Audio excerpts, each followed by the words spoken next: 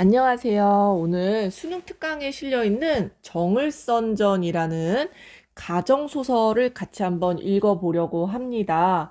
아마 이 작품 공부한 친구들은 쉽지 않았을 것 같아요. 쉽지 않았을 거라고 생각이 듭니다. 왜냐하면 일단 내용 파악이 조금 어려워요. 이렇게 인물을 지칭하는 표현들도 계속 바뀌고요. 인물을 지칭하는 표현들도 계속 바뀌고, 뭐 원수라고 했다가 승상이라고 했다가, 이런 경우에 굉장히 헷갈리거든요. 그리고 한자어도 굉장히 많이 쓰여서 여러분들 해석할 때, 이게 어떤 내용이지? 명확하게 해석이 안 됐을 수 있다. 이렇게 생각이 들거든요.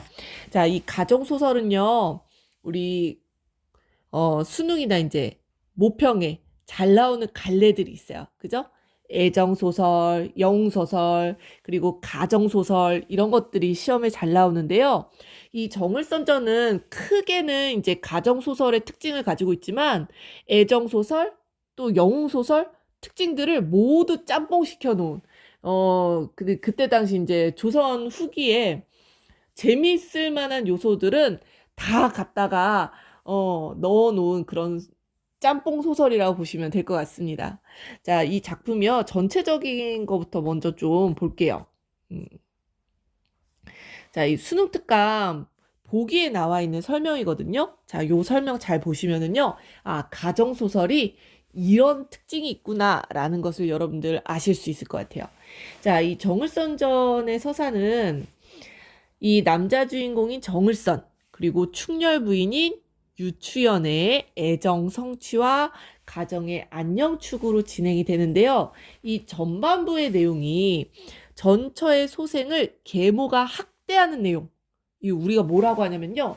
계모형 가정소설이라고 해요. 자, 이 가정소설이요. 크게 두 가지로 나눠지거든요. 하나는 계모에게 전처 자식들이 막 구박받는 그런 내용들이 하나가 있어요. 이거는 뭐 우리나라뿐만 아니라 전 세계적으로. 여러분들 뭐 신데렐라. 그죠? 계모형 가정소설이에요. 그리고 우리나라로 치면은 장화홍련전 같은 거. 이런 것들이 이제 계모형 가정소설에 해당이 된다. 이렇게 보실 수가 있겠고요. 자, 후반부 내용은요. 일부 다처제의 문제로 인한 이 여인들의 갈등. 이거는 대부분 첩의 갈등으로 그려지는데요. 이런 거를 쟁총형 가정소설이라고 합니다. 총. 남편의 총애를 쟁취한다. 뭐 이런 얘기예요. 총애를 가지고 서로 다투는 것을 이야기하는 거죠. 그래서 우리가 가정소설이라고 하면 사실은 이 쟁총형 가정소설, 이 쟁총과 관련된 갈등이 주된 갈등으로 설정되어 있는 경우가 많아요. 대표적인 작품은 우리 김만중의 뭐예요? 수능에 여러 번 나왔잖아요. 그죠? 사시 남정기가 대표작입니다. 그래서 여러분들 고전 소설은요, 플롯이 비슷비슷하기 때문에 이런 대표적인 작품들을 딱딱 공부를 해놓으면은 다른 작품에도 적용시키기가 굉장히 좋거든요. 그래서 계모형 가정소설의 특징도 드러나고 쟁총형 가정소설의 특징도 드러난다라는 얘기입니다. 자, 그리고 이 가정소설은요, 대부분 권선징악적 구조로 되어 있기 때문에 착한 사람과 나쁜 사람이 아주 명확하게 갈립니다. 자, 여기도 보시면은 계모 노씨. 계모니까, 그지? 정열부인 조씨. 갈등을 주도하는 악인으로 등장을 해요. 악인으로. 자, 그리고 정을선전에서는요. 주인공을 둘러싼 보조인물들의 활약이 두드러진다라는 특징이 있네요. 근데 이 보조인물들이요. 악행을 돕는 인물들도 있고 주인공을 돕는 인물들도 있다. 그리고 그 인물들이 맞이하는 결말에는 차이가 있다. 무엇을 위해서? 바로 이런 권선징악이라는 주제의식을 드러내기 위해서 착한 사람은 보상을 받고 나쁜 사람은 악행을 저지른 만큼 처벌을 받아야 되겠죠. 그래서 이런 권선징악이라는 주제의식이 구현되고 있다. 자, 보기에 너무 설명이 잘 나와 있죠. 이 설명을 가지고 전체적인 줄거리를 좀 보도록 하겠습니다. 자, 이 정승상에게는요. 정을선이겠죠, 그죠? 이 작품의 제목입니다. 을선이라는 아들이 있었는데요. 이 을선이가 유승상의 딸 추연이를 보고는 데스티니 한눈에 반하게 됩니다. 그죠? 상사병에 들게 된다라는 겁니다. 자, 그래서 이 정씨 집안이 이제 처혼을 해가지고 이제 혼약을 맺게 됐는데, 요렇게 둘, 그지? 자, 그런데 애정소설에는요, 이 두 사람이, 혼인까지 그 가게 되는 과정 속에 장애가 등장을 해요, 항상. 자, 여기도 나오죠? 바로 이 계모 노 씨가 추연을 시기하여 사촌 오빠를 시켜 추연을 모함합니다. 마치 사촌 오빠가 이 추연의 뭐라 해야 되지? 숨겨놓은 남자처럼, 뭐 이런 식으로 이 계략을 짜요. 그래서 을선이 거기에 이제 넘어가가지고 이 혼약이 파기가 됩니다. 자, 이 추연은 억울한 나머지 이제 죽게 되고요. 혼령이 되어 배회를 하게 돼요. 그리고 추연이가 살던 동네는 폐촌이 되는 거죠. 자, 을선은 추연의 유모에게서 나중에 이제 자초지정을 듣게 되고는 이 추연이가 모함을 받았구나. 이걸 이제 알게 되고요. 추연의 혼령을 만나 이 추연을 회생시키는 이게 약간 좀 비현실적인 요소죠. 그죠? 고전 소설에 이 약을 갖고 와가지고 이 추연이한테 주니까 추연이가 다시 살아나게 돼요. 굉장히 좀 비현실적이죠. 그죠? 여기까지가 전반부의 내용입니다. 그죠? 전반부. 전반부 아까 뭐라고 했죠? 계모형 가정소설. 계모형 가정소설의 특징이 드러나는 부분이고요. 자, 뒷부분. 요 뒷부분이 우리 수능 특강에 실려 있는 부분입니다. 자, 추연이 이제 충렬 부인이 됐어요. 그러니까 을선이 부인이 된 거죠. 자, 그래서 을선이랑 러블러브 했는데 이 을선이가 한번 이 혼약이 파기가 됐었잖아요. 그 사이에 다른 사람과 결혼을 했던 거예요. 예, 조선시대는 일부 다처제였기 때문에, 그죠? 자, 그래서 또 다른 부인이자 초왕의 딸인 정열 부인 조씨가 있었어요. 자, 이 사람. 악인이겠죠? 아까 여기 계모 노씨. 계모 노씨도 악인, 그지? 자, 요런 식으로 표시하면서 보셔요. 자, 그래서 이 을선이가 잠시 이제 출정한 사이, 오랑캐 때려잡으려고 출정을 했거든요. 정열 부인이 남장한 시비를 보내요. 충렬 부인을 오해하게 하니, 이 정렬 부인이 조씨고 충렬 부인이 유씨입니다. 이 유추연입니다. 이 충렬 부인을 오해받게 하니 시어머니가 충렬 부인을 이제 죽이려고 해요. 또 위기를 겪게 되는 거죠. 자, 시비의 도움으로 겨우 살아난 충렬 부인은 을선에게 편지를 보내고 이것을 본 을선이가 집으로 돌아와 진상을 밝혀내고 정렬 부인 조씨를 처벌하는 내용. 자, 요 부분이 수능 특강에 실려 있는 부분이에요. 그죠? 이것을 본 을선이가 정신없이 집에 돌아옵니다. 자, 정신없이 집에 돌아와서 진상을 밝혀 정렬 부인 조씨를 처벌하는 요 부분이 수특에 실려 있는 부분. 요렇게 봐주시면 되겠네요. 글씨가 마음에 안 드네. 자, 그래서 마지막은 해피엔딩. 그죠? 충렬 부인과 아들을 구한 후 행복한 가정을 꾸린다라는 내용입니다. 자, 그러면 이 전체 줄거리 중에 쟁총형 가정소설의 갈등과 그 갈등의 해소 부분에 해당되는 부분, 어떻게 해소를 하는지. 자, 등장인물이 이 가정소설은 굉장히 많이 등장을 하거든요. 그렇기 때문에 가정소설이 어려운 점은 일단 인물 파악이 돼야 돼. 인물 파악과 인물 관계 이런 것들을 여러분들 간략하게나마 옆에다가 메모를 하든가 선생님처럼 뭐 요렇게 표시를 한다거나 그런 식으로 본문을 살펴봐 주시는 게 좋을 것 같아요. 자, 그러면은 본격적으로 수능 특강에 실려 있는 본문을 좀 보도록 하겠습니다. 자, 하루는 기운이 쇠진하여, 쇠진하다라는 건 기운이 점점 떨어지는 거지, 그지? 죽기에 임하였더니, 지금 어떤 인물이 죽을 위기에 처해 있네요? 문득 해산하니, 해산한다라는 건 출산, 애를 낳았어. 여러 날 굶은 산모. 자, 산모가 등장을 했어요. 이 산모가 지금 위기에 처해 있고, 아이를 낳았다. 남자아이, 그지? 남자아이를 낳았다. 요 정도 여러분들 체크하실 수 있잖아요. 자, 이 산모가요, 바로 유추연, 유부인입니다. 유부인. 유부인이라고도 지칭이 되고요. 충렬부인이라고도 나와요. 여러분들 여러 지칭들을 잘 아셔야 되겠습니다. 자, 지금 아이를 낳았고요. 위기 상황에 놓여 있다. 요 정도 체크하셔야 되겠어요. 자, 그래서 유부인이 어찌 살기를 바라리요? 라고 했어요.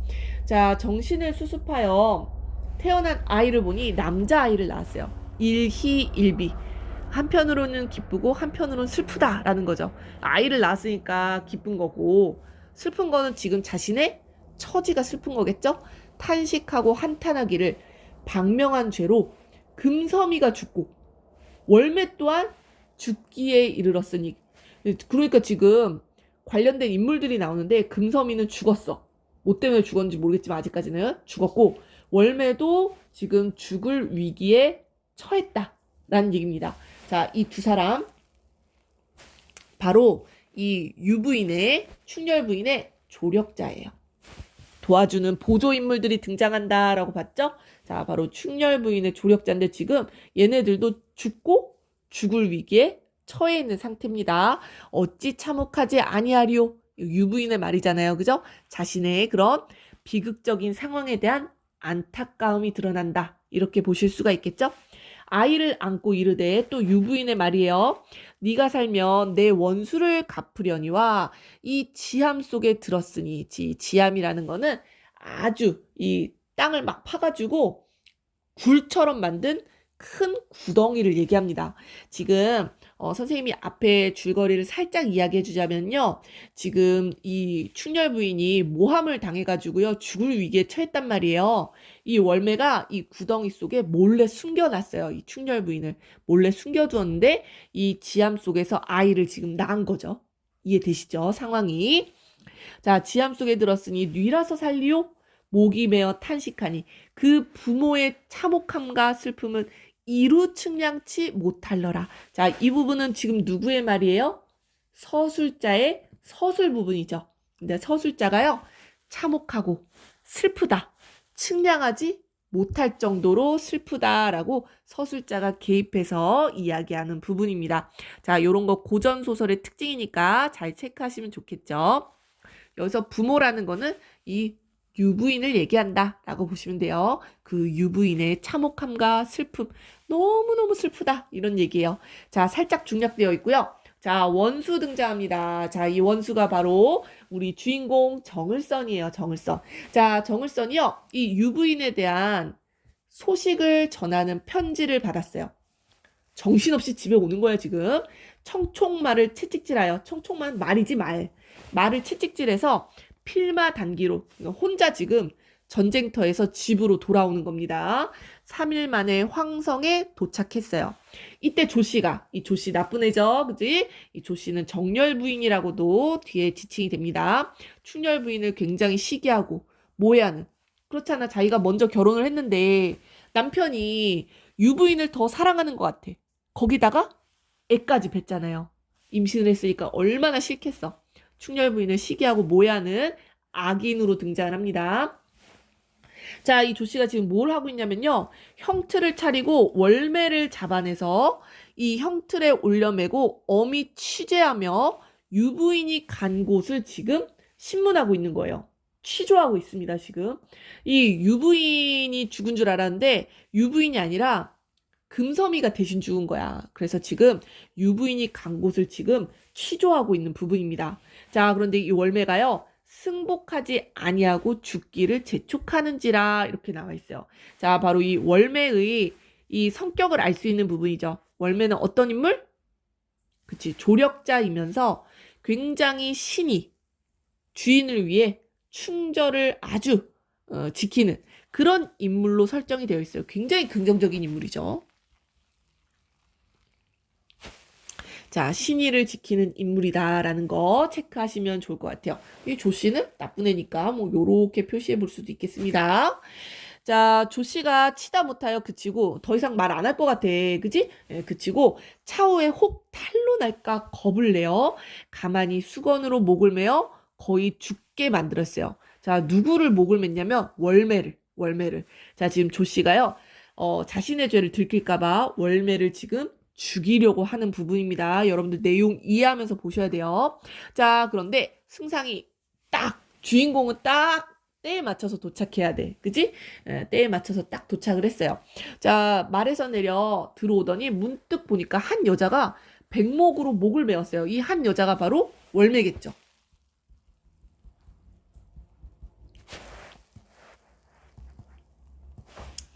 자, 백목이라는 거는 그 무명실로 짠 옷감이라고 보시면 돼요.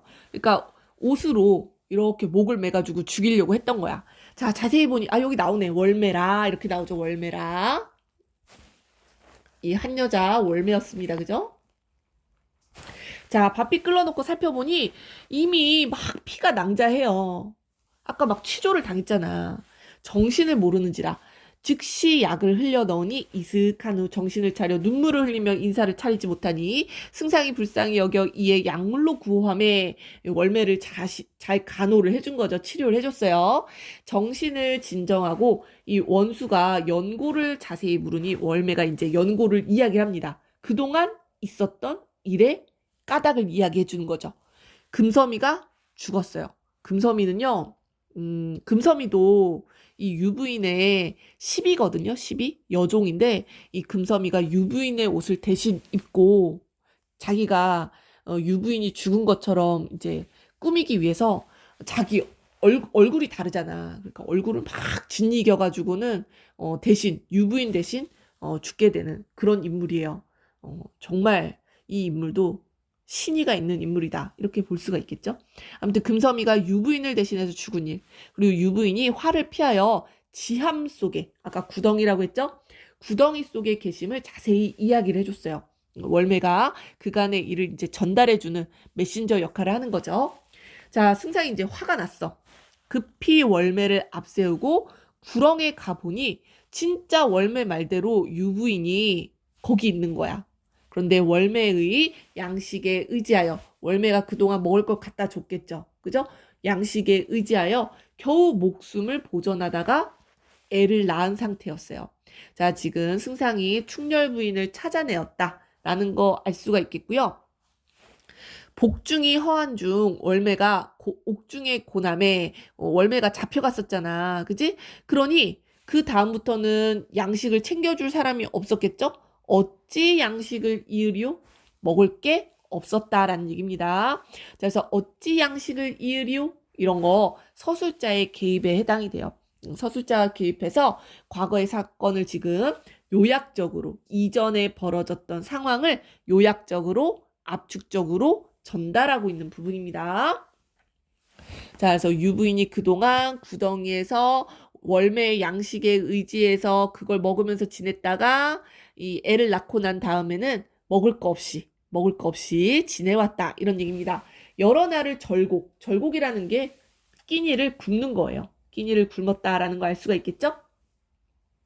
자, 기운이 쇠잔하고 이 지기가 일신에 사무치니 몸이 부었고요. 얼굴이 변형되었어요. 충렬 부인이 그동안 얼마나 개고생을 했는지 알 수 있는 부분이겠죠? 외양 묘사가 되어 있네요. 그죠? 외양 묘사를 통해 굉장히 심하게 고생을 했다라는 것을 알 수가 있는 부분.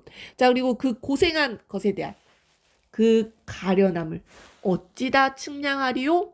이것도 서술자가 개입해서 서술자의 감정을 드러내는 부분입니다. 그죠?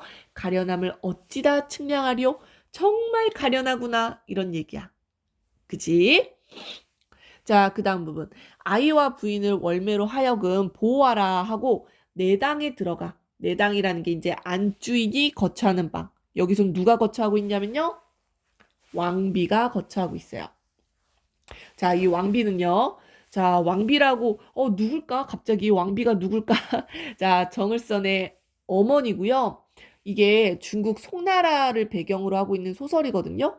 중국은 워낙 땅이 넓잖아요. 땅이 넓기 때문에 황제가 있고 그 지역마다 그 벼슬, 그 공을 세운 사람들의 그 벼슬, 가장 높은 벼슬을 주는 게 왕이야, 왕.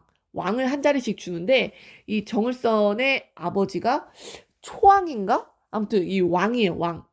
그러니까 그 부인은 왕비라고 해야 되겠죠? 자, 정을선의 엄마입니다. 엄마를 왕비라고 지금 지칭을 하고 있어요. 자, 이 왕비를 배우니 왕비가 크게 반겨하면서 승상의 손을 잡고 말하기를, 만리 전장에가 대공을 세우고 무사히 돌아오니 노모의 마음이 즐겁기 측량 없도다. 자, 지금 노모라고 이야기하잖아요. 그지? 그러니까 이 왕비는 정을선의 엄마구나 라는 거 우리가 추측해 봐야 되겠습니다. 자, 그러나 네가 출전한 후 간해에 불측한 일이 있었다. 통한한 말을 어찌다 형언하리요? 라고 했어요. 자, 간에 이 집안에 안 좋은 일이 있었다라는 얘기입니다. 불측한 일이 있었다라는 거는. 자, 어떤 일을 얘기하는 거냐면요. 자, 지금 정을선의 엄마는요. 이 조씨에게 지금 속아 넘어갔어요.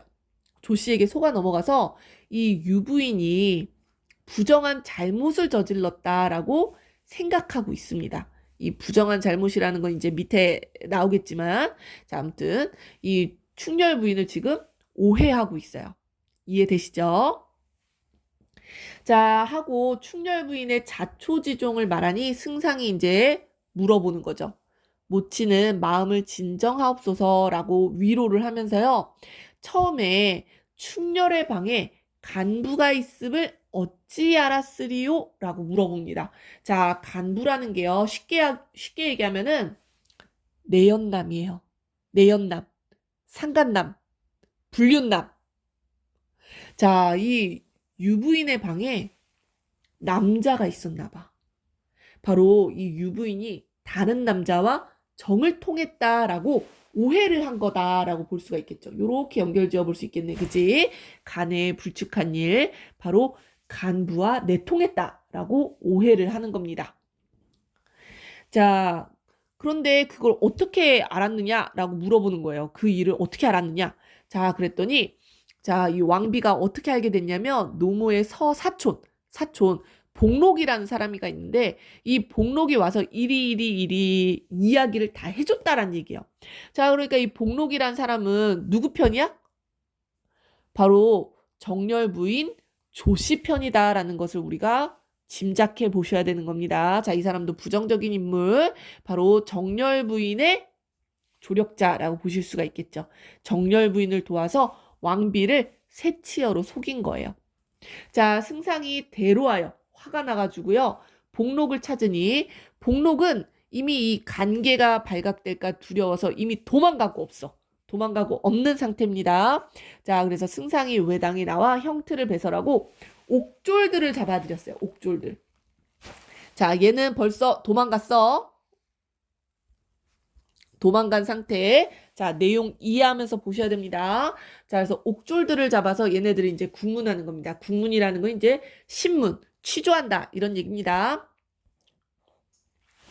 자, 너희들이 옥중에 죽은 시신이 충렬 부인이 아닌 줄을 어찌 알았으며 그 말을 누구에게 하였느냐? 은휘치 말고 바른 대로 아뢰라. 이렇게 이야기를 했어요.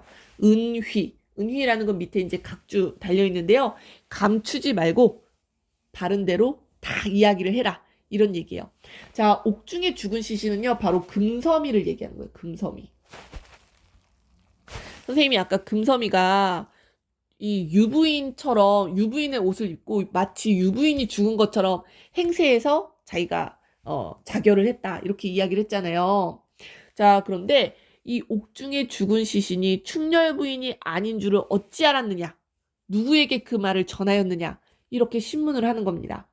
자, 옥졸들이 황급하여 겁을 먹었어요. 바른 대로 고합니다.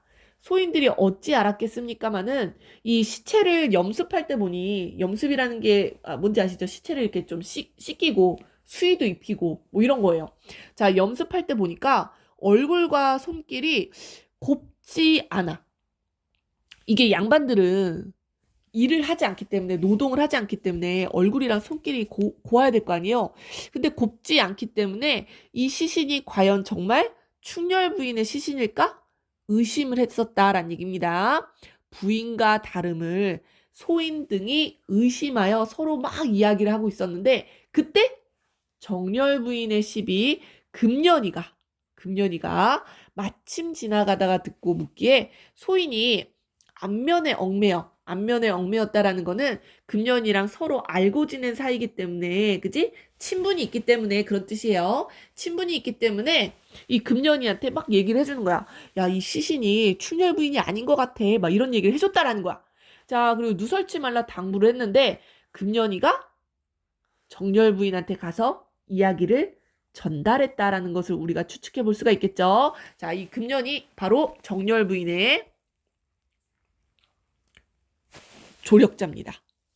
정열 부인을 도와서 이 충렬 부인을 모함하는데 동참했던 인물. 자, 금년, 복록. 얘네들이 정열 부인 조 씨의 보조 인물이라고 보시면 되겠죠. 자, 내용이 지금 이해가 되고 계시나요? 자, 다시 한번 얘기를 해보면은 지금 유부인이 조 씨에게 모함을 당한 일이 있었는데요. 그 일의 진상을 밝히기 위해서 지금 이 정을선이 여러 사람을 신문하고 있는 부분입니다. 처음에는 이 엄마에게 물어보죠. 엄마에게 충렬의 방에 간부가 있음을 어찌 알았느냐라고 물어보니까 사촌 복록이 나한테 와서 이야기를 해줬다. 자, 복록을 찾아갔는데 얘는 이미 도망갔어. 그래서 옥졸들을 잡아서 국문을 했더니 이 옥졸들이 뭐라고 이야기하냐면 죽은 시신이 충렬 부인이 아닌 것 같다라는 것을 자기들끼리 이야기했는데 그걸 마침 금년이가 지나가면서 들어서 약간 좀 일일 드라마, 약간 막장 드라마 같지 않아요? 그런데 보면은 인물들이 멀리서 하는 얘기도 막 다 듣잖아. 아무튼 이 금년이가 우연히 지나가다가 그걸 듣고는 우리는 얘기하지 말라고 당부했는데 금년이가 정열 부인에게 가서 이야기를 한 것 같아요. 그러니까 이 정열 부인이 아까 월매를 잡아가지고 너 유부인 어디다 숨겼어? 유부인 어디 있는지 바른 대로 고해. 이런 식으로 월매를 잡아가지고 때린 거 아니겠어요? 자, 내용이 이해가 되시죠? 자, 내용 이해부터 돼야 되는 소설입니다. 이 소설 쉽지 않아요. 쉽지 않습니다. 자, 아무튼 후일은 알지 못하나이다. 우리는 이제 그 다음 일은 몰라요. 뭐 이런 식으로 얘기했어요. 자, 승상이 또 듣고 나서 또 화가 났어. 칼을 빼어 서한을 치며, 서한이랑은 책상 같은 거예요. 책상을 쾅쾅쾅 뭐 이렇게 친 거겠지. 화가 나가지고 좌우를 꾸짖어 금년이를 잡아 들여라 이렇게 얘기했어요. 자, 황황하여 금년이를 빨리 잡아가지고요. 개하에 꿀리니, 개하는 계단 아래, 그지? 계단 아래에 꿀리니 승상이 고성으로 큰 소리로 물었어요. 너는 옥졸의 말을 듣고 누구에게 그 말을 전하였느냐? 라는 거예요. 자, 금년이가 지금 무섭잖아요. 바른 대로 다 이야기를 해줍니다. 자, 누구의 그 관계로 이런 일이 벌어졌는지 쭉쭉쭉쭉 이야기를 하게 돼요. 자, 정열 부인 나오죠? 자, 이 정열 부인이요. 금은으로 나를 매수했어. 그지? 금은을 많이 주며 개교를 가르쳐. 자, 바로 이 유부인을 모해하기 위한 그런 개교겠죠. 바로 이 정열 부인 조 씨의 관계가 밝혀지는 부분입니다. 선생님 요렇게 가로로 묶어봤어요. 자, 남복을 입고 충렬 부인 침소로 들어가 병풍 뒤에 숨으라고 했어요. 자, 그러니까 아까 이 간부 내연남 있죠. 이 내연남이 바로 이 금년이가 남복을 입고 숨어서 간부로 변장을 한 거라고 보실 수가 있겠네요. 금년이가.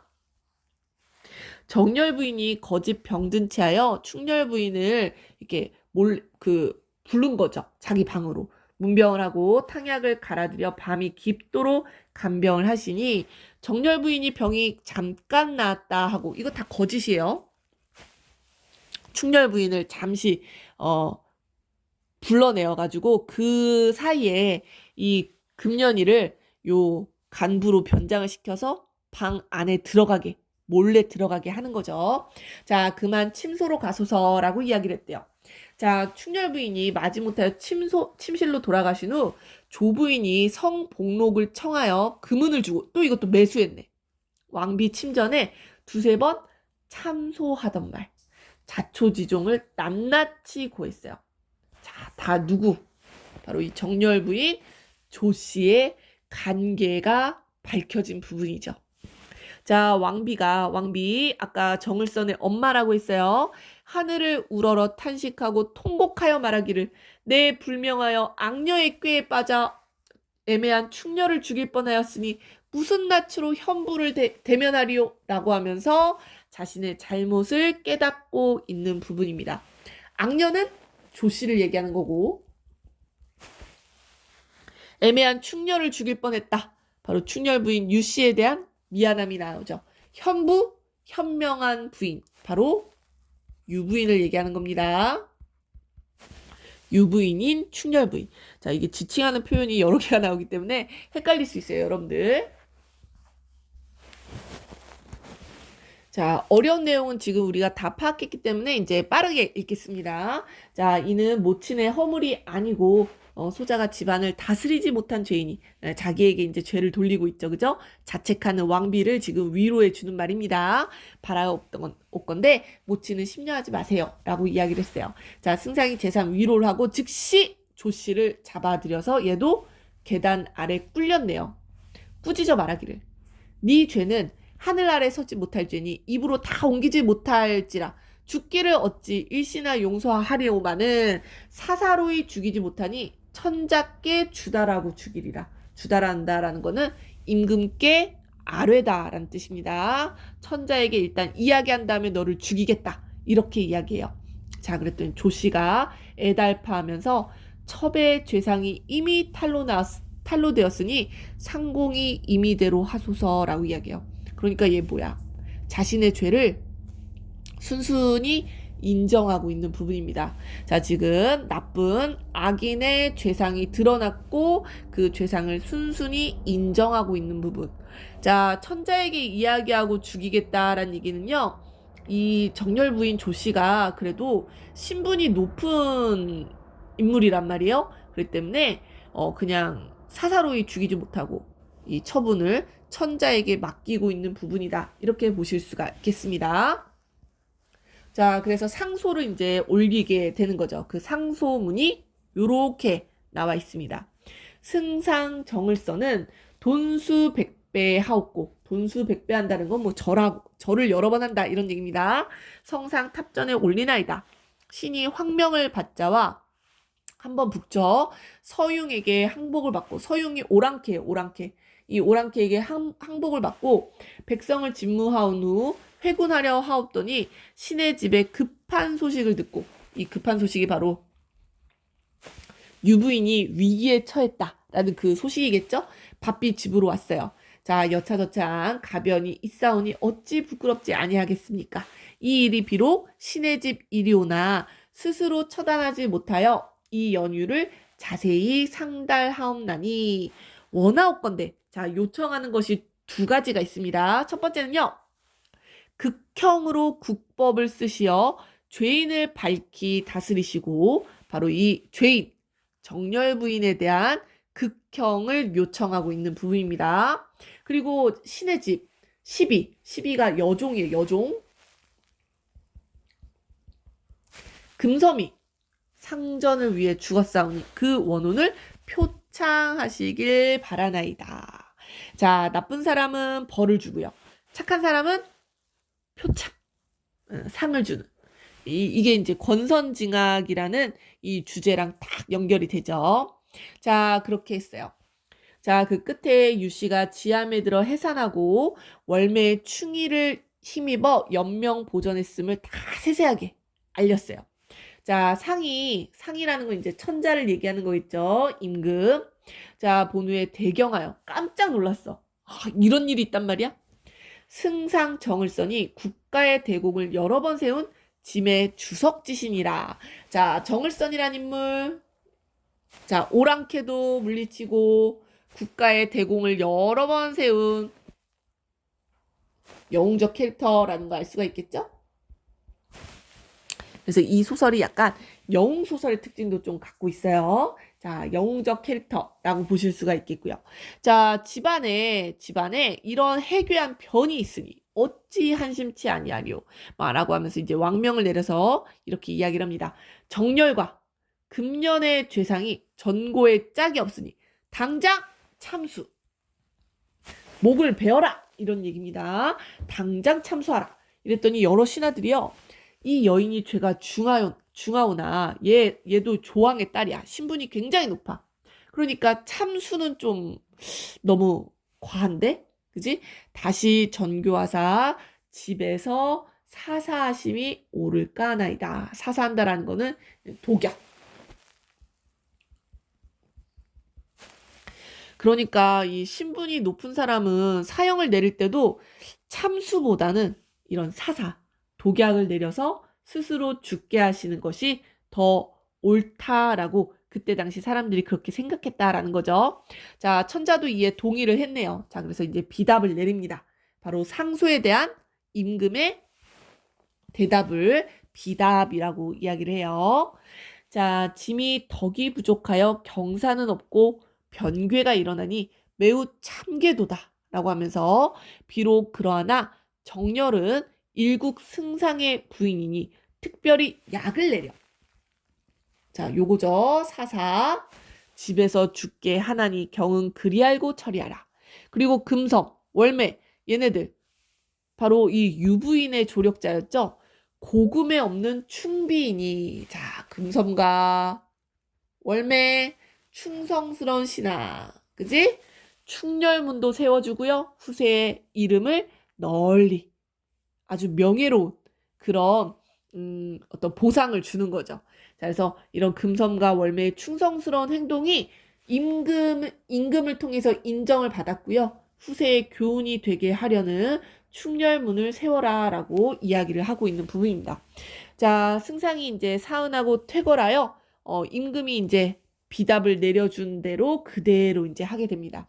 그래서 자, 인물들의 결말을 좀 보도록 할까요? 조씨는요, 나쁜 애잖아요. 사약. 금년이. 얘는 참수당했어. 머리를 뱄어요. 나머지 죄인들은요, 경중을 분간하여 다스리고요. 자, 착한 애들. 금섬이. 얘는 이미 죽었잖아.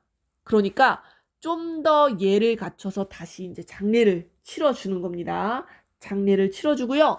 부모는 속량하여. 속량이라는 건 노비의 신분. 와. 신분 상승했네. 그지? 노비의 신분을 풀어주어 양민이 되게 하는 것을 속량이라고 합니다.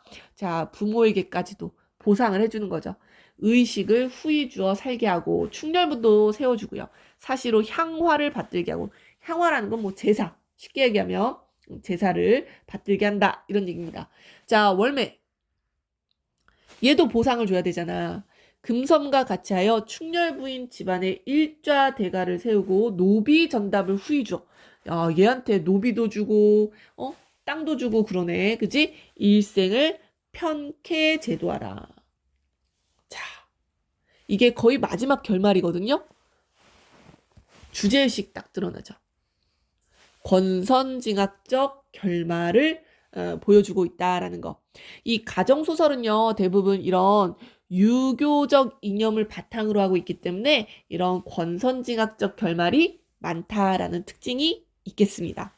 자, 우리 좀 길었는데 수능 특강에 나와 있는 부분 같이 읽어봤고요. 자, 보기에 있는 박스를 읽으면서 정리를 좀 해볼게요. 자, 이 작품은요, 남자 주인공인 정을선, 여자 주인공 유추연이 만나 화목한 가정을 이루는 과정에서 일어난 가정 내 불화와 갈등을 다룬 가정소설입니다. 자, 이 가정소설이 크게 두 가지 유형이 여기 다 나온다라고 했죠? 계모 노씨의 흉계로 추연이 죽음을 맞이했다가 다시 살아나는, 이건 좀 비현실적인 계모형 가정소설의 구조 전반부의 내용이다라고 했고요. 자, 정렬부인 조씨의 질투, 모함으로 인한 위기, 극복 과정을 다룬 이 후반부 내용, 쟁총형 가정소설이라고 이야기했어요. 그래서 여러분들 시험에 가정소설이 나온다. 수능에 가정소설 충분히 나올 수 있거든요. 계모형 또는 쟁총형. 요 갈등 구조 크게 두 가지로 나눠진다라는 거 기억해 주시면 좋을 것 같습니다. 자, 악행을 저지르는 정렬부인 조씨를 돕는 보조인물들. 아까 뭐 금년이 같은 애들, 복록 이런 사람들. 주인공을 돕는 보조인물. 누구 있었죠? 월매, 금섬이. 자, 이런 인물들이 서로 대응되는 것이 특징이다라는 설명이 나와 있네요. 자, 그래서 우리 또 수능 특강에 나와 있는 부분 우리 같이 읽어봤습니다. 자, 그래서 가정소설도 수능에 종종 기출이 되고 있는 갈래거든요. 그래서 여러분들 이 정을선전을 바탕으로 가정소설의 특징들을 잘 살펴보시면 좋겠습니다. 자, 오늘 여기까지 할게요.